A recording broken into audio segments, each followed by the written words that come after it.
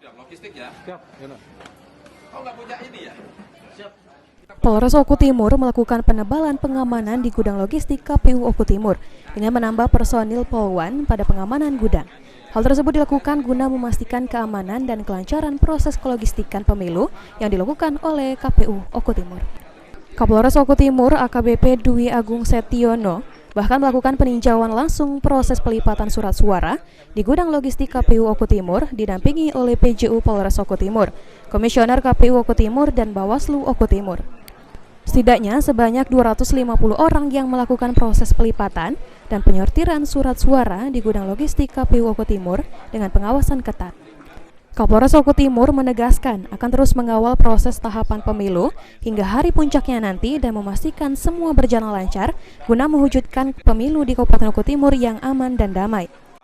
Sortir dan lipat kertas atau surat suara. Di sini kami bersama dari rekan komisioner KPU, ada sekretaris KPU, dipantau dari rekan-rekan Bawaslu. Kita tadi mengecek langsung terkait apa saja mungkin ketentuan-ketentuan dalam sortir dan pelipatan surat suara, dan alhamdulillah berjalan dengan lancar. Tadi kita lihat masing-masing kelompok sudah mengerti bagaimana penyortiran yang harus dilakukan dan proses pelipatannya bagaimana. Kita lihat tadi ada sekitar 25 kelompok yang masing-masing kelompok itu ada 10 orang. Jadi totalnya 250 orang dan juga ada pengawas-pengawas.